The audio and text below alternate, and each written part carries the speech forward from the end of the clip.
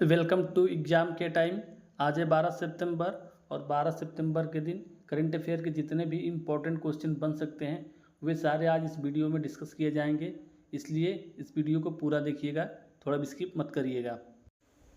आज का पहला सवाल है, हाल ही में राष्ट्रीय वन शहीद दिवस कब मनाया गया है?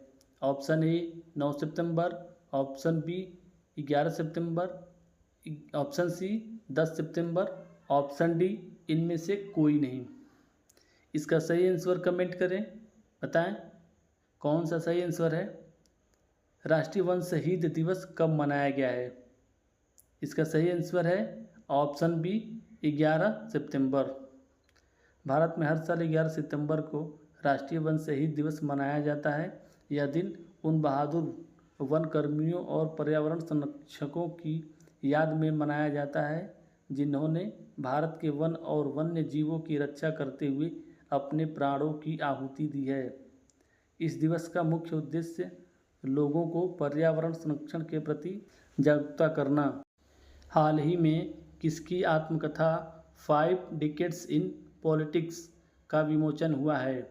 Option A Rajnath Singh, option B Digvijay Singh, option C Sushil Kumar Shinde, option D इनमें से कोई नहीं।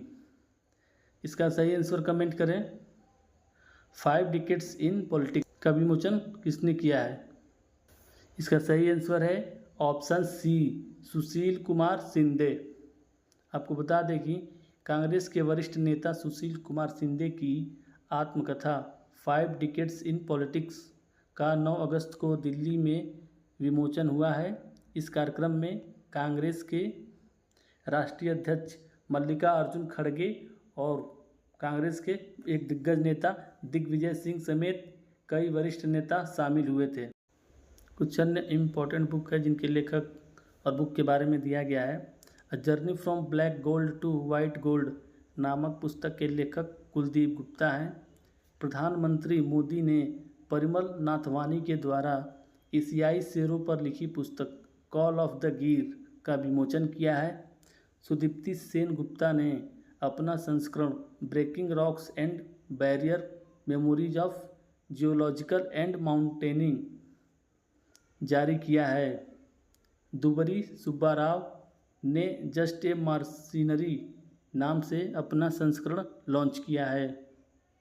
हाल ही में किस राज्य में 5 नए पास्को फास्ट ट्रैक कोर्ट स्थापित किए जाएंगे? Option A Gujarat, option B Madhya Pradesh, option C Paschim Bengal, option D इनमें से कोई नहीं। इसका सही आंसर कमेंट करें और बताएं कि किस राज्य में 5 पास्को फास्ट ट्रैक कोर्ट की स्थापना की जाएगी। बताएं। इसका सही आंसर है option C Paschim Bengal. POCSO का फुल फॉर्म है protection of children from sexual offence. POCSO से रिलेटेड कुछ अन्य जानकारियाँ उसको भी जान लें। इस कानून में अपराध की गंभीरता के आधार पर न्यूनतम 3 साल से लेकर उम्र कैद तक की सज़ा हो सकती है। अगर कोई व्यक्ति 12 साल से कम उम्र की लड़की के साथ दुष्कर्म करता है तो उसे मौत की सज़ा हो सकती है। इस कानून के तहत नाबालिग बच्चों के साथ यौन शोषण जैसे अपराध करने वाले को जमानत नहीं दी जा सकती। पास्को एक्ट 14 नवंबर 2012 से पूरे देश भर में लागू है। 18 साल से कम के सभी नाबालिग कानून में कर दिए गए हैं, चाहे लड़का हो या लड़की। अगर वो 18 साल से कम उम्र का है तो पास्को के अंतर्गत उसको रखा गया है। हाल ही में किसे एनसीआर के लिए commissioner of air quality management का अध्यक्ष नियुक्त किया गया है? Option A Daljit Singh, option B Rajesh Verma, option C Arvind Badhera, option D इनमें से कोई नहीं। इसका सही आंसर कमेंट करें। एनसीआर के लिए CAQM का अध्यक्ष नियुक्त किया गया है, बताएं कौन है। इसका सही आंसर है ऑप्शन बी राजेश वर्मा। संसदीय राजभाषा समिति का अध्यक्ष अमित शाह को चुना गया है। विनय गोयल को राष्ट्रीय स्वास्थ्य मिशन के लिए राज्य मिशन निदेशक नियुक्त किया गया है। अरुण गोयल को क्रोएशिया में भारत का अगला राजदूत नियुक्त किया गया है।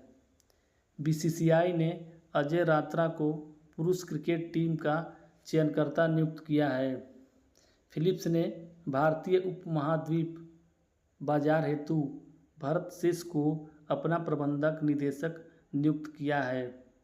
उत्तर प्रदेश महिला आयोग का अध्यक्ष बबीता चौहान को नियुक्त किया गया है। ये सारे नियुक्ति जो है बहुत ही इम्पोर्टेंट है, किसी भी वनडे एग्ज़ाम में पूछे जा सकते हैं, इसे बार बार रिवाइज करते रहें। हाल ही में 2024 के सर्वश्रेष्ठ देशों की रैंकिंग में कौन शीर्ष पर रहा है? Option A Norway, option B Finland, option C Switzerland, option D इनमें से कोई नहीं। इसका सही आंसर कमेंट करें।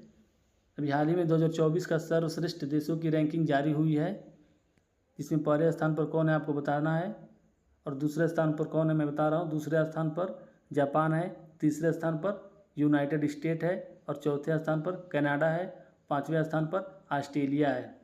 बताएं कौन शीर्ष स्थान पर है? 2024 के सर्वश्रेष्ठ देशों की रैंकिंग में स्विट्जरलैंड शीर्ष स्थान पर है। ऑप्शन सी स्विट्जरलैंड सही है। हाल ही में नौसैनिक अभ्यास ओशन 2024 किसने प्रारंभ किया है? ऑप्शन ए रूस, option B Japan, option C Britain, option D Australia. सही आंसर कमेंट कर बताएं। नौसैनिक अभ्यास ओशन 2024 किसने प्रारंभ किया है? आपको बता दें कि ये रूस का अब तक का सबसे बड़ा नौसैनिक अभ्यास है। इसमें चाइना भी पार्टिसिपेट कर रहा है और रूस की 5 नौसैनिक बेड़ा इसमें भाग ले रही हैं और ये अलग अलग महासागरों में इसका आयोजन किया जा रहा है, जैसे प्रशांत महासागर, बाल्टिक सागर, आर्कटिक, कैस्पियन सागर, भूमध्य सागर। इसका सही आंसर है ऑप्शन ए रूस। हाल ही में सर्जियो मेंडेस का निधन हो गया है, वे कौन थे? लेखक थे, पत्रकार थे, संगीतकार थे या इनमें से कोई नहीं? इसका सही आंसर कमेंट करें और बताएं कि सर्जियो मेंडेस क्या करते थे, उनका कौन सा पेशा था, वो किस चीज़ से जुड़े हुए थे? बताएं। ऑप्शन ए लेखक, ऑप्शन बी पत्रकार, ऑप्शन सी संगीतकार, ऑप्शन डी इनमें से कोई नहीं।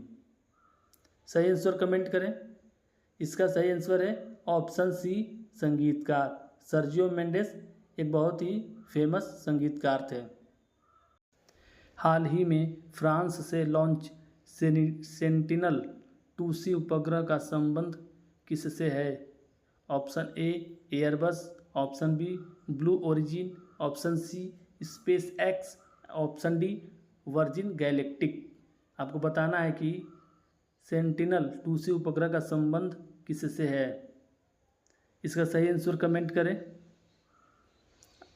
आप बता दें कि सेंटिनल-2C उपग्रह को वेगा रॉकेट से लॉन्च किया गया है, फ्रेंच गुयाना से।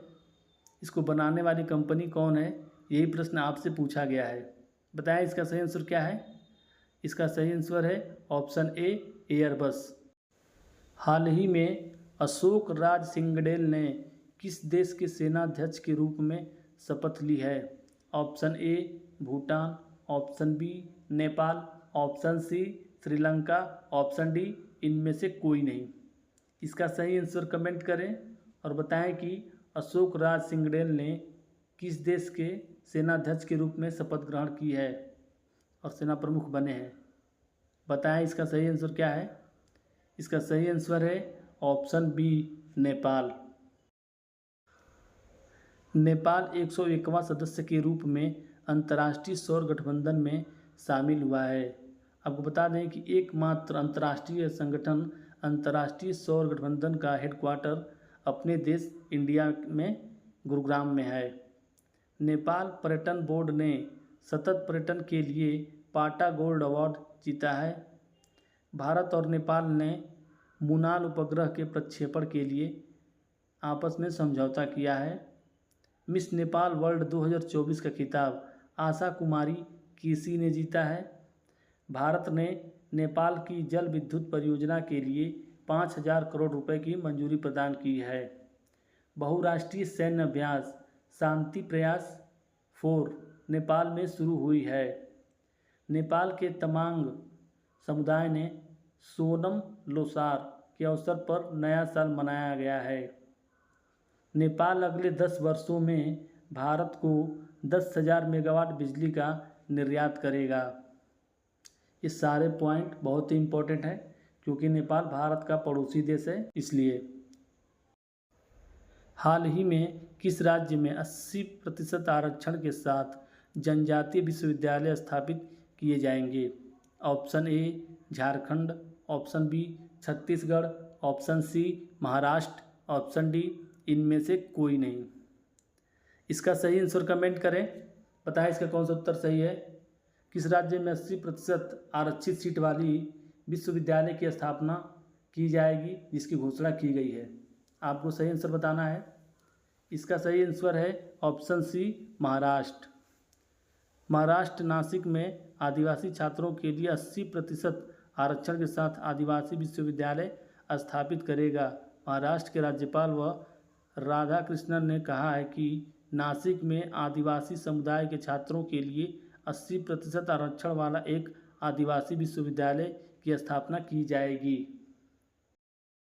हाल ही में चंद्रमा पर 250 से अधिक भूकंप के कंपन का डेटा संग्रह किसने किया है? Option A moon sniper mission, option B Chang'e 6, option C Chandrayaan 3, option D Luna 25। इसका सही आंसर कमेंट करें और बताएं कि इसका सही उत्तर क्या है। अभी चंद्रमा पर भूकंप की कुछ कंपन को देखा गया, उसके डाटा को संग्रह करके पृथ्वी पर भेजा गया है। इसका सही आंसर है ऑप्शन सी चंद्रयान। आपको बता दें कि चंद्रयान 14 जुलाई 2023 को लॉन्च किया गया था, जो चंद्रमा के दक्षिणी ध्रुव पर 23 अगस्त को लैंड किया था। और चंद्रयान 3 जिस पॉइंट पर लैंड किया था उसको शिव शक्ति नाम दिया गया था। चंद्रयान 3 को लॉन्च करने वाला रॉकेट का नाम है LBM-3M4। ये सारे पॉइंट बहुत ही इंपॉर्टेंट हैं किसी भी वनडे एग्जाम के लिए। इसका सही आंसर है ऑप्शन सी चंद्रयान 3। द्रौपदी मुर्मू ने महाराष्ट्र में विश्व शांति बुद्ध विहार का उद्घाटन किया है। यूनिफाइड पेंशन स्कीम UPS लागू करने वाला पहला राज्य महाराष्ट्र बना है। ADB ने महाराष्ट्र में स्वास्थ्य सेवा को बढ़ावा देने के लिए $500 मिलियन का ऋण देने का दावा किया है। ADB का फुल फॉर्म है एशियन डेवलपमेंट बैंक। महाराष्ट्र ने कारागार एवं सुधार सेवा विधेयक को मंजूरी दी है। छत्रपति शिवाजी महाराज का हथियार बाघ नख लंदन से मुंबई लाया गया है। महाराष्ट्र सरकार ने मुख्यमंत्री युवा कार्य प्रशिक्षण योजना की शुरुआत की है। महरेरा के अध्यक्ष के रूप में मनोज सौनिक की नियुक्ति की गई है। ये सभी नियुक्तियां वनडे एग्जाम के लिए बहुत ही महत्वपूर्ण है, खास करके महाराष्ट्र के लिए। हाल ही में संयुक्त राष्ट्र महासभा का 79वां सत्र कहाँ शुरू हुआ है? Option A Manila, option B New York, option C Jakarta, option D इनमें से कोई नहीं। इसका सही आंसर कमेंट करें। बताएं कि 79वां संयुक्त राष्ट्र महासभा की बैठक कहाँ आयोजित की जा रही है? इसका सही आंसर है ऑप्शन बी न्यूयॉर्क। हाल ही में कार्बन काउंटिंग फाइनेंशियल भागीदारी पर हस्ताक्षर करने वाला पहला भारतीय बैंक कौन सा है? Option A HDFC bank, option B state bank of India, option C union bank of India, option D bank of Baroda. इसका आंसर कमेंट करें।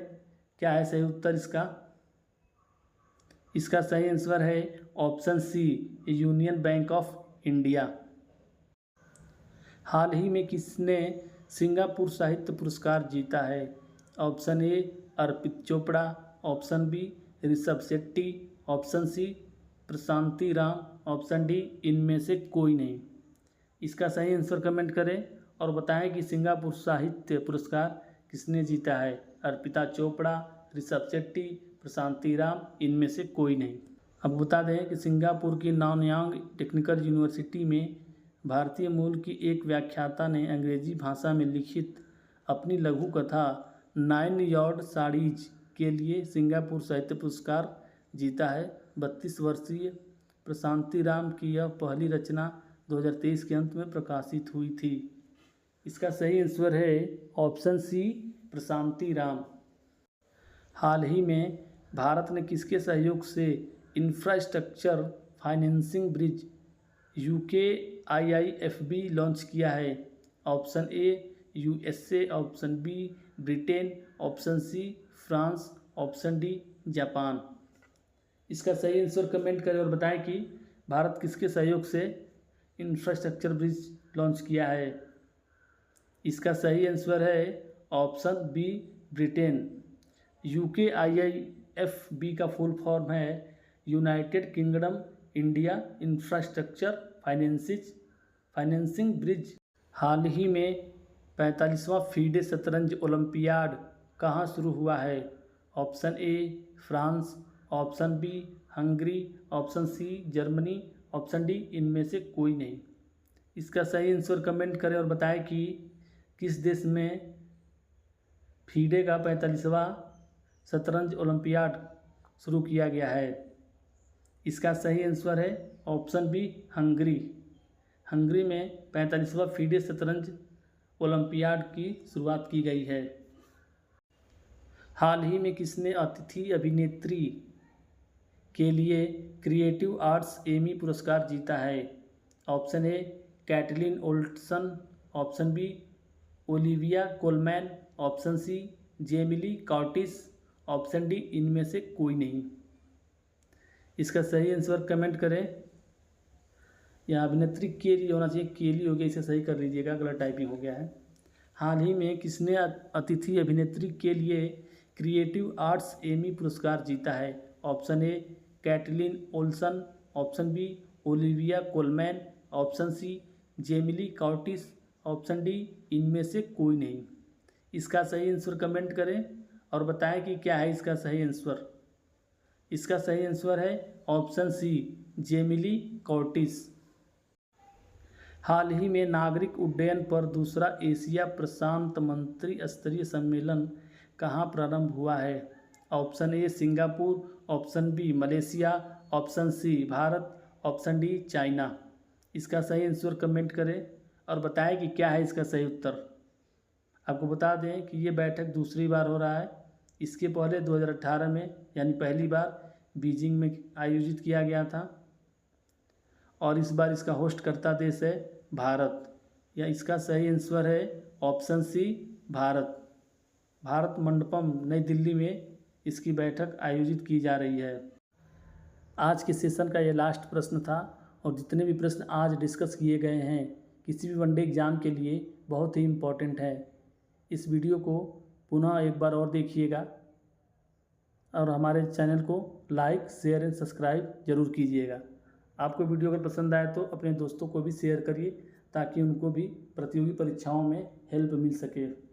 वीडियो को देखने के लिए धन्यवाद।